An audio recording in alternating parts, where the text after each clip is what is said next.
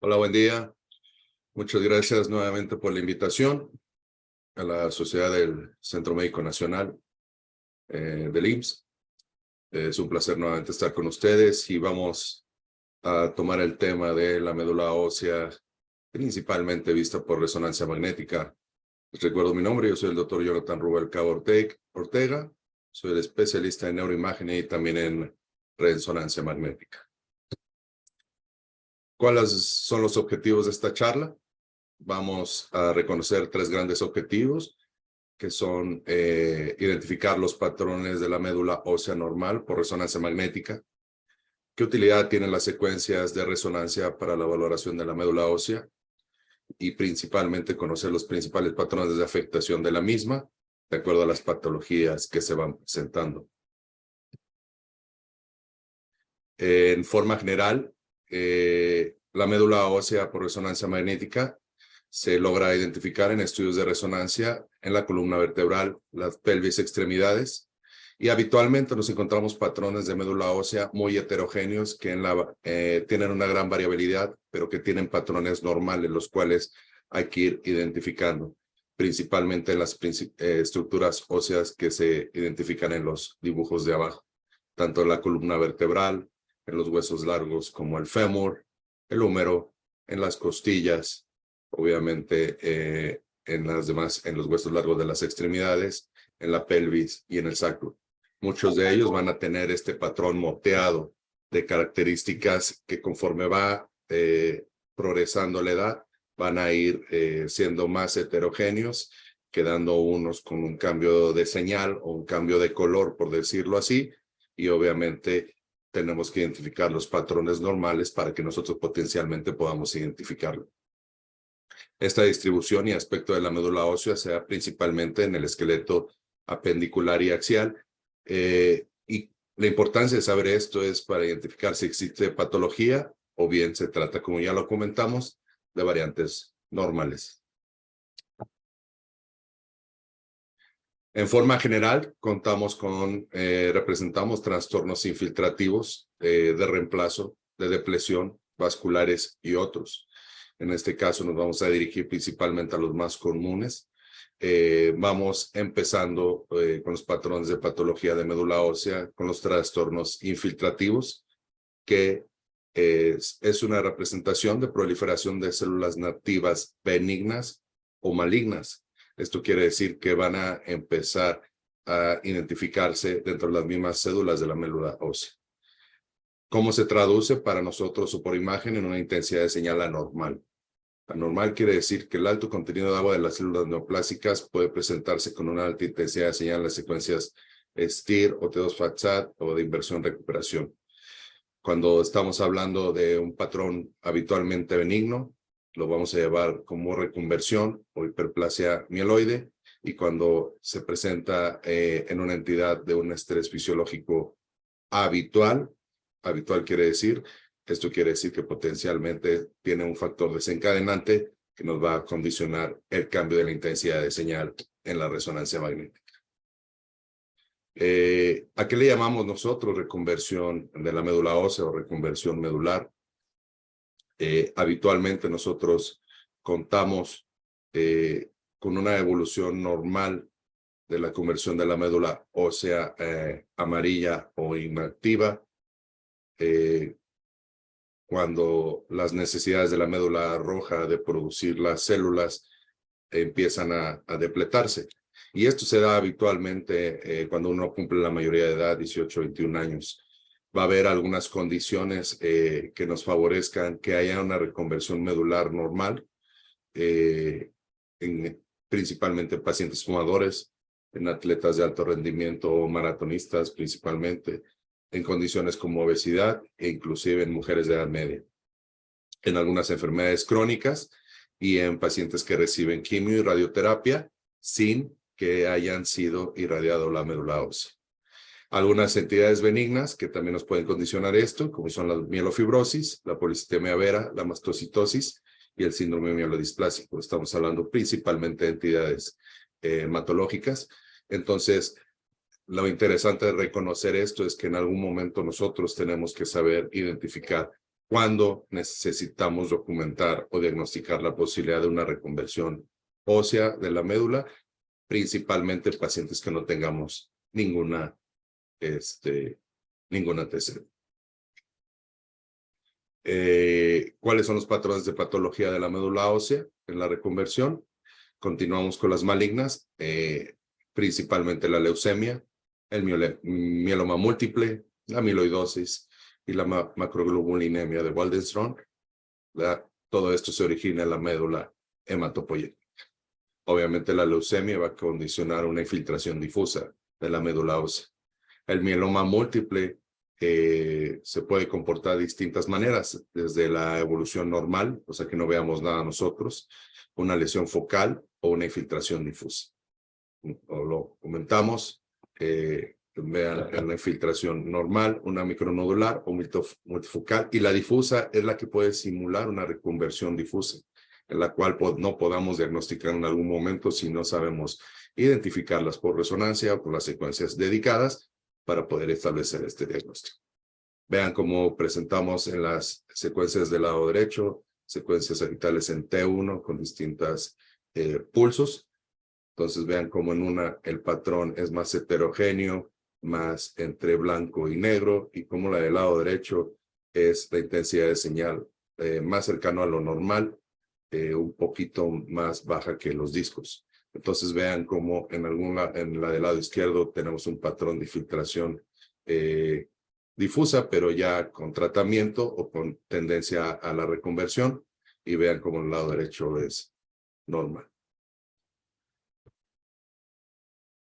Continuamos con los distintos patrones de patología, principalmente infiltrativos. Este es otro paciente, vean, con mieloma múltiple, como es una secuencia potenciada T1, la del lado izquierdo, la del medio es una secuencia con saturación grasa o inversión recuperación, el lado derecho un STIR. Vean, aparte de los cambios morfológicos por las fracturas y el desplazamiento de la misma en una de ellas, vean cómo el patrón de señal es heterogéneo en toda la médula ósea, tanto del arco anterior como posterior, y esto definitivamente nos habla de un comportamiento de mieloma múltiple. Este paciente, además de esto, también cuenta con amiloidosis, entonces es un paciente que potencialmente iba a tener alterada su intensidad de señal de todo el eje vertebral y obviamente de las estructuras óseas del resto del cuerpo. Y vean cómo prácticamente en la tomografía del lado derecho, en la ventana para hueso, vean cómo hay una señal heterogénea del diploe, no característica como la de mieloma múltiple habitualmente hablando, pero vean cómo esto no es normal en este paciente. Estos son otros ejemplos de mieloma múltiple. Vean cómo la intensidad de señal de las secuencias de arriba es un T1 y un STIR de la columna cervical. Vean cómo en algún momento se observa prácticamente ocupado ya por cambios por sustitución grasa, algunas zonas heterogéneas, hipointensas, las cuales nos hacen sugestiva de que aquí la enfermedad va a ir disminuyendo.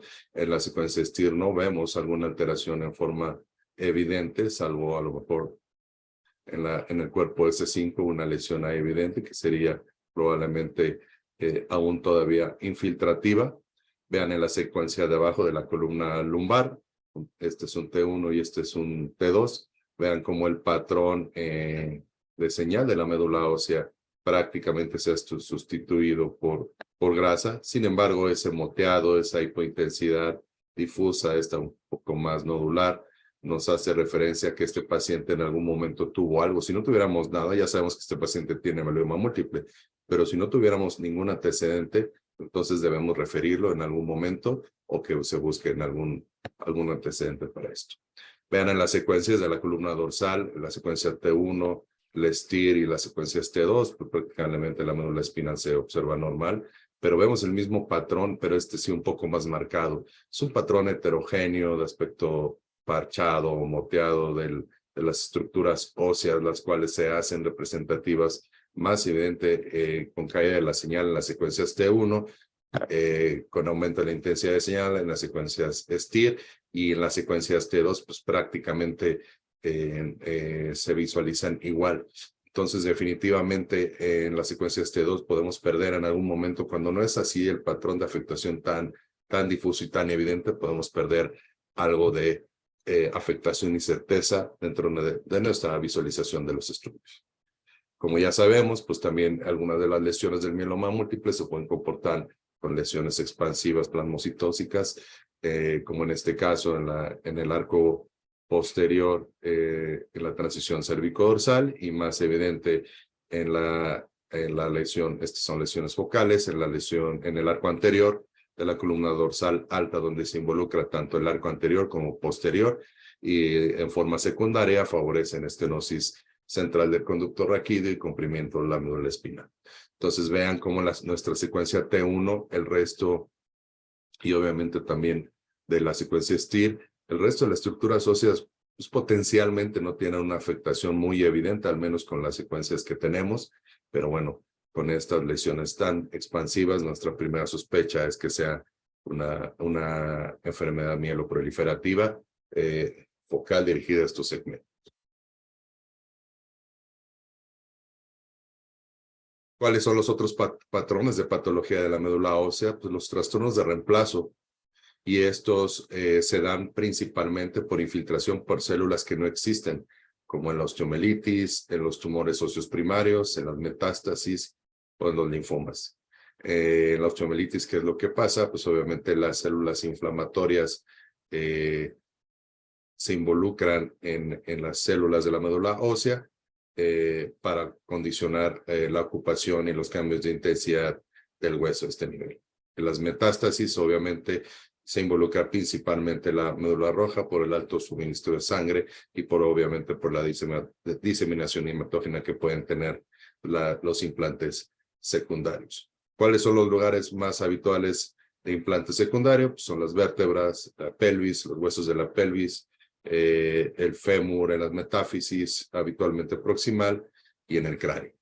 Entonces vean como en la imagen de la derecha tenemos dos ejemplos, uno de osteomelitis, pues hay un proceso inflamatorio por osteomelitis y licitis asociada en los segmentos de la columna dorsal baja, con erosión ya de las plataformas y en una colección paravertebral tanto anterior como interraquídea posterior, aunque esta parece más granulomatosa que una colección licuada, pero bueno, esto favorece que definitivamente hay un componente interraquídeo en el cual nosotros tenemos que involucrarnos.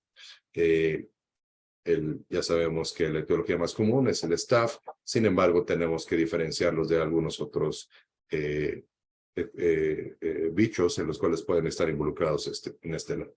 En el lado derecho, pues vean lesiones nodulares, prácticamente blásticas en las estructuras del arco anterior de la columna dorsal que nos hacen por el comportamiento evidente que hay implantes secundarios, obviamente de los primarios más comunes, que pueden ser uno de próstata.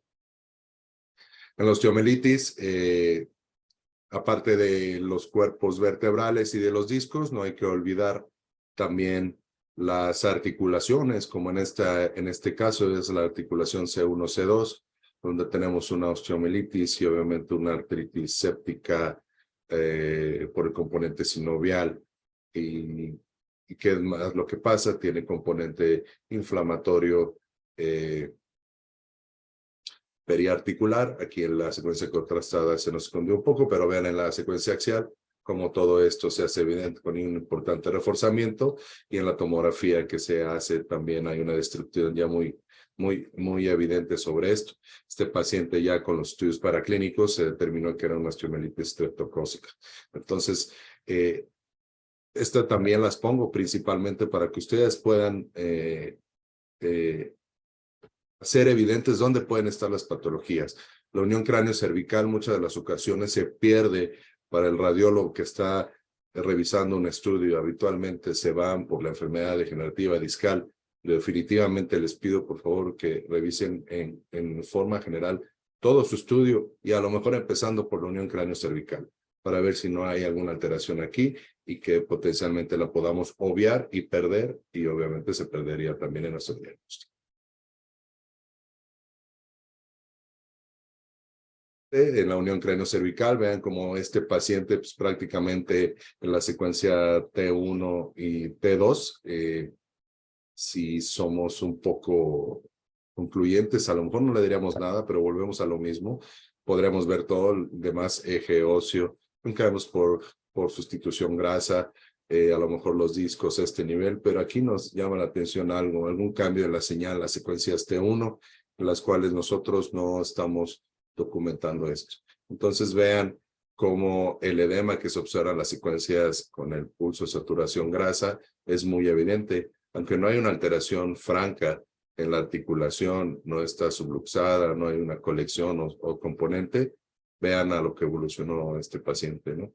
El paciente de abajo también, vean cómo no hay, aquí sí hay una alteración franca y una pérdida y destrucción tanto del cuerpo como de la punta del odontoides, con importante reforzamiento, sin aparente involucro del arco anterior de C1. Entonces, a este paciente ya cuando se le realizó el PET, pues obviamente era una lesión hipercaptante y se estableció la posibilidad de un implante secundario de etiología por determinar. Como ya lo comentábamos, la espondilodicitis, por favor que no se les olvide, es en el paciente del lado izquierdo, es una secuencia T2, este es otro paciente. Vean cómo ha ido evolucionando y cómo en algún momento estos cambios morfológicos, si son cruentos y de rápida evolución, los cambios erosivos y con pérdida de la morfología, esto nos va a dar lugar a que esto se condicione por la etiología de Staphylococcus.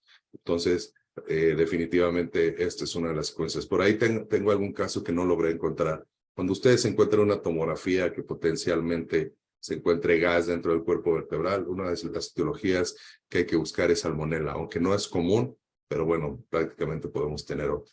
En el paciente de la derecha, vean como en la columna dorsal alta tenemos los mismos cambios, aunque todavía no tenemos cambios morfológicos evidentes, pero ven como si hay una osteomelitis de los cuerpos vertebrales y una disitis asociada. Todavía no tiene colecciones en este caso, pero el componente que hace paravertebral, tanto anterior como incipiente posterior, es muy evidente, con la consecuencia lógica de la estenosis central del conducto raquídeo. Como ya lo mencionamos, las metástasis, ¿cuáles son los primarios más comunes? El cáncer de mama, de pulmón, próstata, linfoma, las lesiones malignas del sistema gastrointestinal, el melanoma, páncreas, tiroides y el carcinoma. Entonces, veamos cómo en algún momento se pueden comportar estas. En las imágenes de este lado, pues son lesiones francamente con que la señal en secuencias T2 tienen en algún momento un reforzamiento, algunas de ellas heterogéneo, pero bueno, estos son implantes de un paciente con cáncer de próstata. También en este caso, vean cómo el eje óseo en la secuencia T1, que es del lado izquierdo, vean cómo se predomina, vean cómo el disco se convierte en más gris y la señal ósea prácticamente se cae. Y eso es indicativo de que algo está pasando con el paciente y no necesariamente nada más contar o referir las alteraciones en las secuencias que obtenemos para definir y describir las alteraciones degenerativas discales. Entonces, cuando ustedes estén viendo un estudio así, prácticamente tienen que pensar que este paciente tiene algún trastorno de la médula ósea. ¿Cuál? No lo sabemos, pero pues de acuerdo a la edad y de acuerdo a los antecedentes que podamos recabar, pues una de las posibilidades es que sea una lesión infiltrativa metastásica.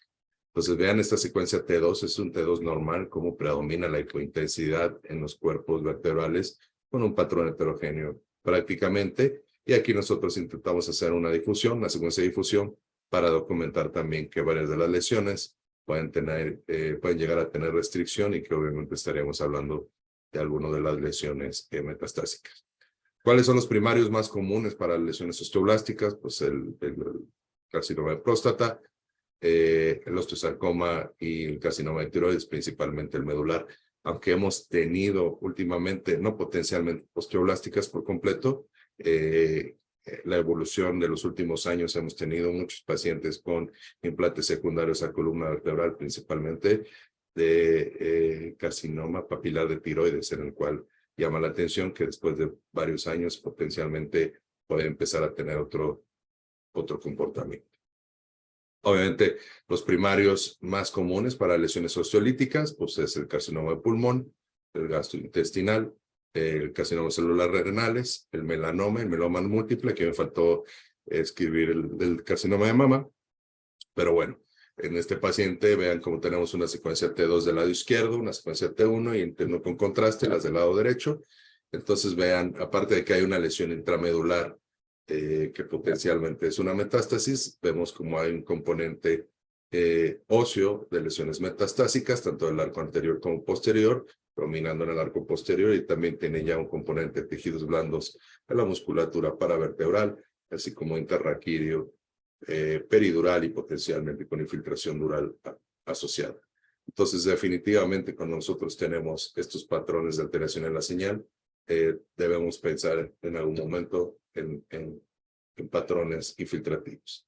El linfoma, pues vean cómo en este caso probablemente este paciente habrá detonado con una fractura de L1, la cual en este caso es una fractura potencialmente aguda, pero vean también el patrón heterogéneo que tiene en la secuencia T1, que es la secuencia que está del lado derecho, sumamente importante. Vean cómo mucho de las estructuras óseas tienen su conversión a médula grasa normal o esperado para la edad, pero cuando empezamos a ver este moteado y muchas lesiones que nos hacen pensar que este paciente pueda tener otra cosa. Este paciente ya está diagnosticado con el linfoma folicular.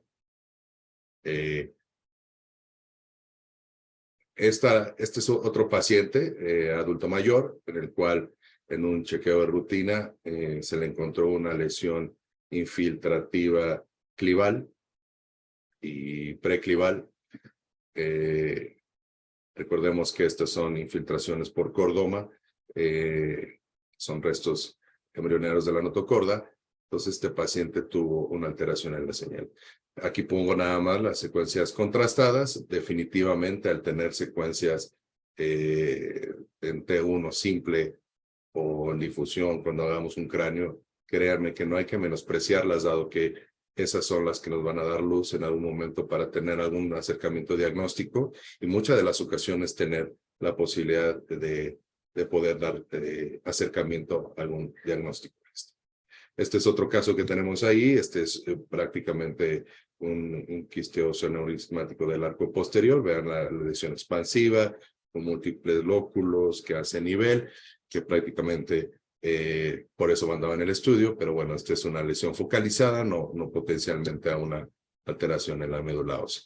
Esta de igual manera, vean, esta es interesante, me gusta ponerla para que sea como cuestión de aprendizaje. Esta es una lesión por tomografía, es una lesión lítica que involucra el clivus, más hacia el lado derecho. Cuando hacemos el estudio de resonancia magnética, esta lesión, aparte de ser un poco heterogénea en secuencias T2, predomina su hiperintensidad en secuencias T1.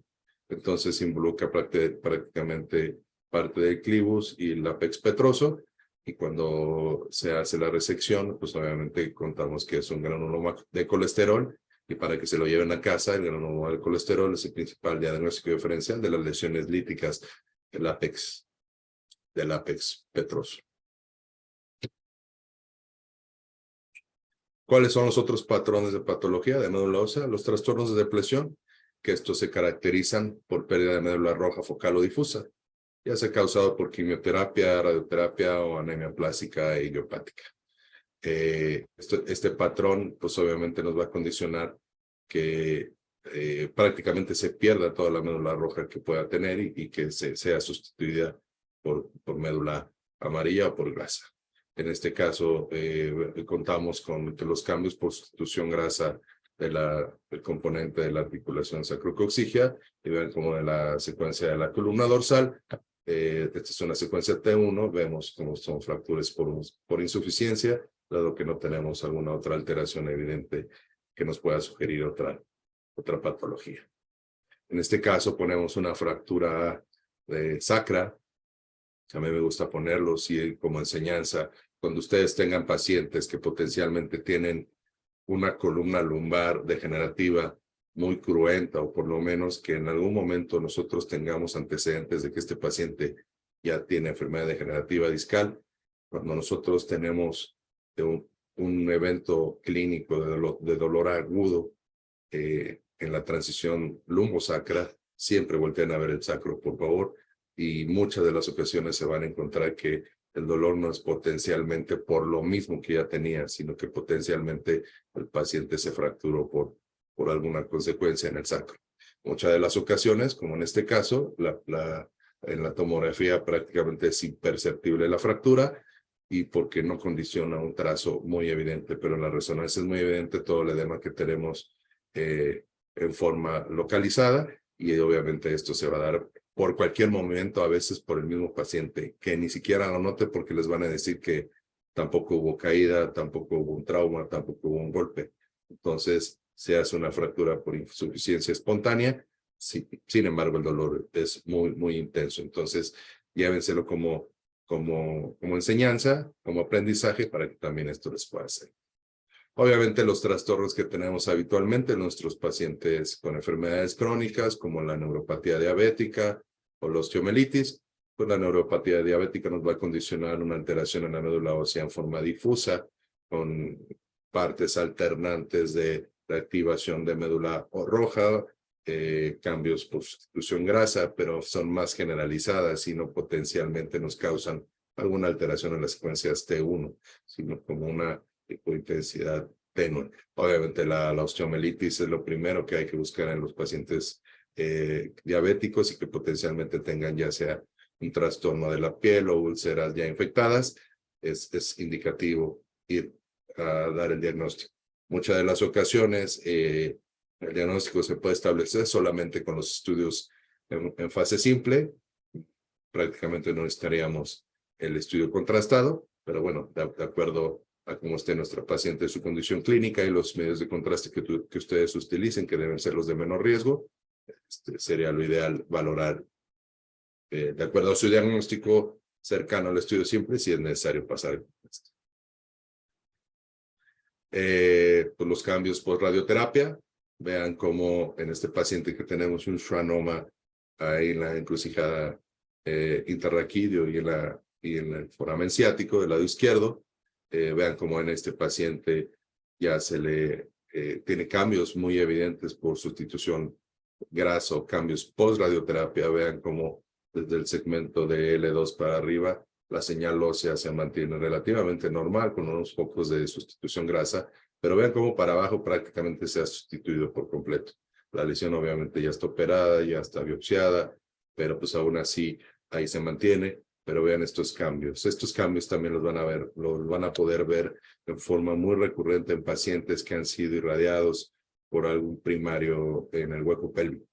Entonces, en algún momento tienen que definir hasta dónde, o tienen que darse cuenta hasta dónde hay cambio por sustitución grasa o secundario al tratamiento, y hasta dónde es una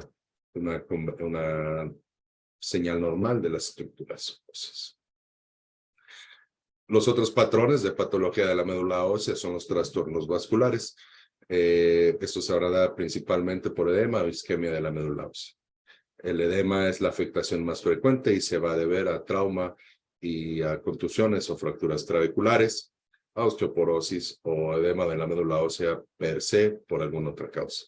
Este es un paciente del lado izquierdo que debutó con dolor en la cadera, y cuando se hace la resonancia magnética sin tener ninguna otra alteración biomecánica, ningún antecedente de trauma ni nada, vemos como el edema es difuso, y este paciente tenía una osteoporosis transitoria de la cadera, que es una causa de reactivación de la médula ósea en edema por alteraciones principalmente vasculares, en el cual va a tener potencialmente una reacción. Como ya sabemos, las necrosis vasculares de las caderas son de las condiciones más frecuentes de alteraciones en la morfología cuando son en pacientes, habitualmente cuando es bilateral, que toman esteroides y que tienen algún antecedente. Vean como en algún momento toda la señal de los huesos de la pelvis y obviamente del fémur en las estructuras óseas está completamente sustituida por grasa, pero cuando empieza a tener las alteraciones geográficas, subcondrales en forma bilateral, sin tanta alteración en la esfericidad, y con edema difuso asociado, esto nos habla de una necrosis vascular. Y esto es definitivamente una causa de que nosotros tengamos que avisar al médico para que le pueda dar el tratamiento. ¿Por qué se ve así? En los estadios tempranos de osteonecrosis, principalmente empieza a ser el patrón geográfico de la región subcondral y ya después potencialmente lo va a perder. Entonces, la osteonecrosis temprana así se nota. O sea, en algún momento dentro del patrón geográfico que ya se está alterando, aún así conserva todavía el componente graso. Entonces, esto también les sirve para cuando ustedes tengan en algún momento osteonecrosis de otros huesos largos, puedan denotar estas alteraciones y que potencialmente puedan dar un diagnóstico potencialmente benigno contra un maligno. Las lesiones por estrés, pues definitivamente son causas para que nosotros hagamos resonancias magnéticas. Las lesiones por estrés, la más habitual son las de los huesos largos de los miembros inferiores y más de la tibia, y se suele dar en el tercio medio. Habitualmente el paciente te refiere que tiene antecedente de que hace ejercicio, actividades deportivas de una manera intensa y una manera regular. Y en algún momento, pues obviamente, la cortical cede y el periósteo. Entonces, este es uno de los diagnósticos de lesión por estrés. También se puede dar en la rodilla, también en tenistas se puede dar en algunas estructuras de los metacarpianos, pero definitivamente estas son lesiones que ustedes deben aprender a hacerlo. Obviamente el tratamiento pues va a ser el reposo y que deja de hacer la actividad para que potencialmente el hueso no se vaya a fracturar de una forma más complicada.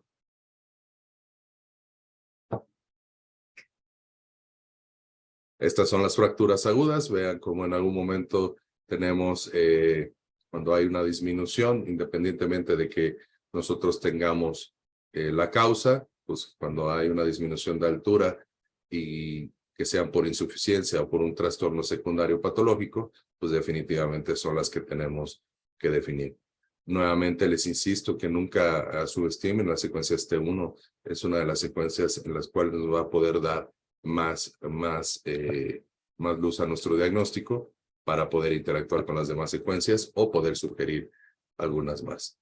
En los cambios degenerativos que tenemos, pues ya saben que tenemos los cambios MODIC, que son cambios degenerativos de los platillos vertebrales, y como todos ya prácticamente se lo saben, es el cambio 1, 2 y 3 de las plataformas. Están descritos en la columna lumbar. Muchas de las referencias también los describen en el resto de la columna cervical y dorsal, que prácticamente se comportarían de la misma manera. Recordemos que el cambio MODIC tipo 1 hace referencia al edema, el cambio tipo MODIC 2 a la grasa y el cambio, en este caso, y el cambio tipo MODIC 3 a la esclerosis. Es prácticamente, por lo menos su servidor, el cambio MODIC tipo 3 prácticamente nunca lo describo porque pues esclerosis en muchas de las enfermedades degenerativas los tenemos en forma muy evidente. Independientemente de los cambios degenerativos de la enfermedad degenerativa discal y de los componentes degenerativos artropáticos del arco posterior, pues es importante que lo conozcan porque esto también traduce en algún momento qué tanto va avanzando para el clínico y qué tanto afectación va teniendo en su componente axial el paciente para que ellos puedan tener una determinación en el cómo actuar. Trastornos vasculares, como ya lo dijimos, como son la osteoporosis o la enfermedad de Payet. La enfermedad de Payet llega a tener varias fases, principalmente la expansiva, la de reparación, la remodelación, y que definitivamente hace que el hueso se vea así. La osteoporosis, pues ya prácticamente ya la comentamos, y aunque no debemos decir el diagnóstico de osteoporosis por ningún método de imagen, pues prácticamente ustedes pueden decirlo como osteopenia o disminución de la densidad generalizada o cambios generalizados por la sustitución grasa. Este es otro paciente con platispondilia y mucopolisacaridosis. Esto nada más para que ustedes vean cómo se ve. Los cuerpos vertebrales así habitualmente tienen esa forma. En algún momento se pueden tender a acuñar. pero prácticamente, y la señal de las plataformas tienden a ser más francas y intensas. Obviamente, este es un paciente pediátrico, por eso la médula ósea en las secuencias T1 se observa así. Bueno, y para llevar a casa, ¿qué es lo que tenemos que llevarnos? Por favor, reconocer los patrones normales y anormales de la médula ósea por resonancia magnética. Importante que se echen un clavado a revisarlos, a leerlos, a reconocerlos, a pedir las secuencias que tengamos que pedir. Tenemos que reconocer la reconversión medular cuando es normal y anormal. Definitivamente, muchas de las ocasiones nosotros como radiólogos no tenemos ningún antecedente del médico, entonces, pero definitivamente lo tenemos que describir. Y no subestimar la secuencia T1, que para todos nos va a servir. Pues bueno, les recuerdo, ahí vienen mis correos electrónicos. Cualquier cosa que necesiten y me quieran escribir, con todo gusto. Muchas gracias. Buenas tardes.